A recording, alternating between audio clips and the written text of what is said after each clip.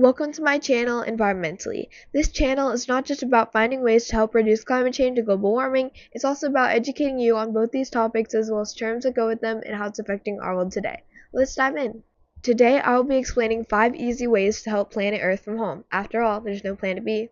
The 5 ways we are going to go over is water efficiency, energy efficiency, vehicles, different types of waste, and food efficiency. The first way to help planet Earth is water efficiency. With water efficiency, it is best to take short showers instead of baths, but if you really like taking baths like me, it's best to only take them once in a while. Another great thing is to have shower heads or low-flowing faucets and things like dishwashers and clothes washers. The last thing is to make sure to repair anything leaking water. Without repair, it will only get worse and cause your carbon footprint to be bigger.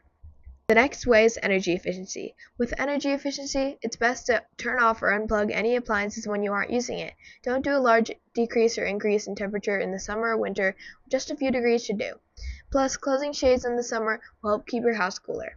Hang drying clothes are a great thing. Instead of using a dryer, it uses less energy. Finally, make sure to replace any old non-energy efficient light bulbs and replace them with new energy efficient light bulbs. Now let's talk vehicles. A lot of you, I'm sure, drives or is a passenger in a car quite often, maybe even daily. There's many simple things you can do to drive more efficiently, starting with carpooling or taking public transportation. Another thing you can do is planning out all your errands so that you can get them done in one trip. You can also use more fuel-efficient vehicles like flex fuel, diesel, hybrid, compact, etc. The last thing is getting better gas mileage by avoiding driving with extra weight in the car, routinely checking tire pressure, avoid using air conditioning during city driving, and more. What about waste? There's many different types of waste, like for example pet waste. If you have a pet and you walk them, please pick up after your pet's waste.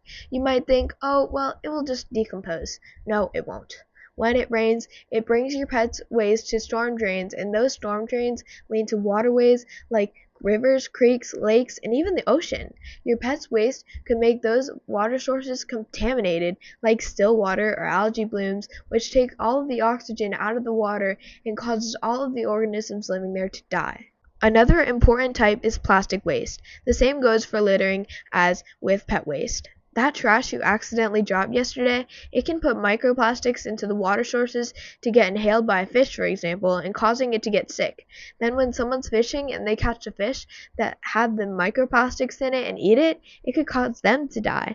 Everything you do has an effect on someone or something else. Please be careful. Let's move to the topic of food. Please, oh please stop wasting food. Only buy what you or you know your family can eat. You might think the more the better, and maybe it is if you're going to save it and eat the food later, but if you're throwing the food away, you need to stop and think, what could I have done better to not be throwing this food away? Eating less meat and dairy also helps a lot. According to Healthline, a study in 16,800 Americans, diets that released the most greenhouse gases were highest in red meat. Meanwhile, the diets lowest in greenhouse gas emissions were also lowest in meat. If you are a meat lover, try plant-based protein. I have plant-based chicken nuggets at home, and even if that sounds weird to you, it tastes the exact same as a normal chicken nugget, and I'm not even lying.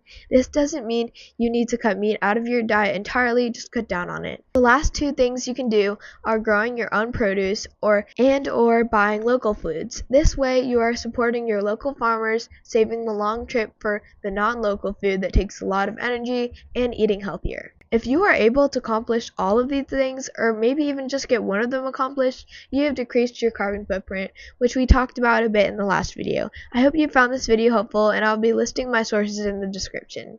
For now, hit that subscribe button and don't forget to leave a like. I hope you enjoyed this video, and I hope to see you in the next video.